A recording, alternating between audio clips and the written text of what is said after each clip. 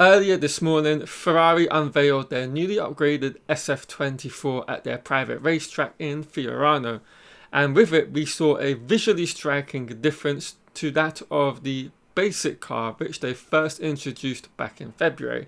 And of course there are a lot of striking similarities to that of the Red Bull RB20. But there were some really interesting features which they have adapted from other teams that I didn't speak about in my original video this morning. There will be a link in the top right corner if you haven't seen that. But of course what I'm talking about in this video is the newly designed rear ring which was implemented alongside all the other changes. And with it comes some interesting design features taken from the likes of some other teams up and down the grid. And what they're trying to achieve with this is a decrease in their drag profile that the SF-24 has in order to be able to fight on a more level playing field with straight line speed. Now there are some areas in which they have to be careful when introducing this particular upgrade, and we'll get into that very shortly. But to begin with, let's go over the change that has been made with the rear ring and explain what they're trying to achieve and some of the dangers that come with it. The rear ring which debuted today has seen modifications to the end plates on the SF-24, and this has been done to reduce the amount of drag that it's producing. But Ferrari will have to be very careful because when it introduces it into the race situation, they have to make sure they don't run into the same issues that Aston Martin did out in Miami with their own iteration of this.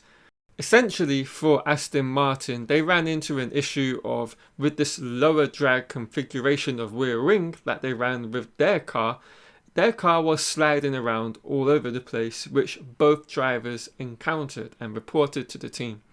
And as such, they had to stick with their more higher and draggy rear wing, able to achieve the most optimum lap time that they could. But of course that meant they had a lack of straight line speed and their ability to overtake cars during the race. This is something Ferrari will not want to run into, particularly at a home race such as Imola, where the magnitude and the multitude of different corner speeds that are on that track are quite vast. We have high speed corners, we have slow speed corners, we have medium speed corners, and of course there is one huge long DRS for the pit straight, which will be key to making overtakes in the race. So Ferrari are no doubt targeting that particular aspect with this new rear ring. And for that, Ferrari have to make sure they have the right downforce levels throughout the weekend, and particularly in the race, as that's when all the points are run, and they need to make sure that they have a car that is capable of overtaking all of their competitors. So that of course would include Red Bull and McLaren, and for that they're going to need superior straight line speed over their opponents in the race. And they have to make sure if this rear ring is used, it doesn't bring any adverse effects to like tyre wear and the race pace through each of the stints when they're running all the different compounds of tyres that are available throughout that race weekend. So it's going to be key about optimizing the package that they bring in order to make sure they have an aggressive straight line speed, but one that does not hinder them with their overall lap time with race pace. And of course, what I've just said is also true for all the other teams up and down the grid. And that goes for Ferrari's competitors too. Red Bull and McLaren, they too have to make sure that they get the right, configuration of downforce levels. For Red Bull, I think it's not going to be too much of an issue. McLaren may struggle a little bit, but having said that, their straight line speed in Miami was a lot better than what it's been previously at any point in the season. So maybe they've sorted out their straight line issues to such a degree they don't have any issues in overtaking as well. But having said all that, I really hope Ferrari come through this and have a super competitive weekend from the get-go.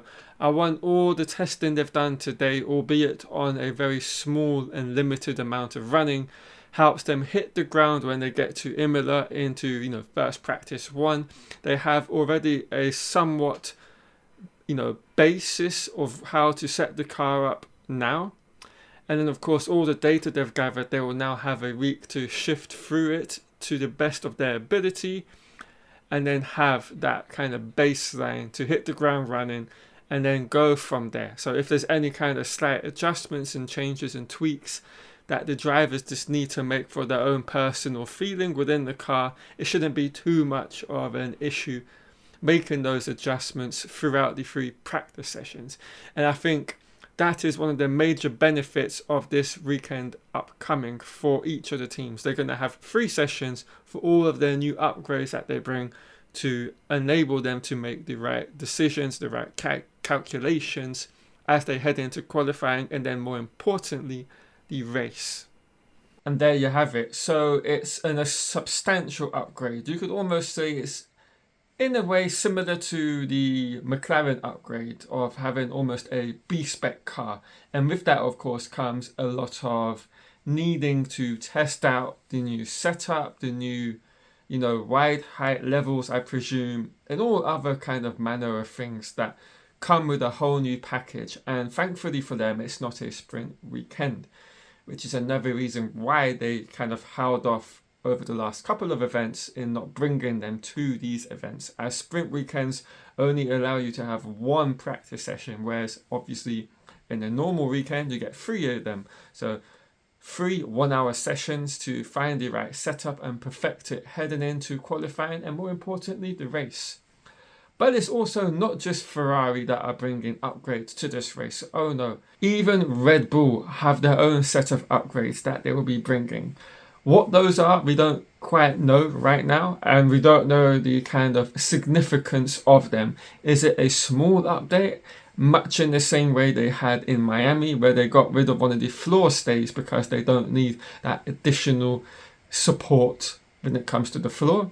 Or is it going to be somewhat more of a substantial upgrade? That is what's kind of left for us to all think about in the kind of week and a bit that we have until the Imola Grand Prix.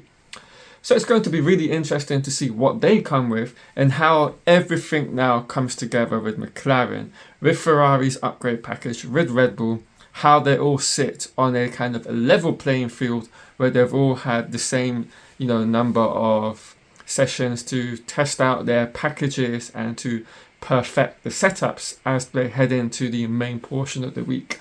So it's going to be really interesting to see what plays out in that week. And I hope Ferrari successful update package and it propels them to the front for the weekend and for the foreseeable, because I would love to have a 3-horse race for the title for the foreseeable future, for the entirety of the remaining races for the 24 season. I think that would be fantastic for the sport. So there you have it. And that's the video, guys. I hope you've all enjoyed it, and I hope you've had a good day today seeing the new upgrades on the SF-24, and hopefully bringing you a bit of excitement with the day, because it has for me. So yeah, if you've enjoyed the video, of course, do hit the like button, subscribe and turn on notifications down below as well if you haven't, and I will catch you all in another Formula 1 video very soon.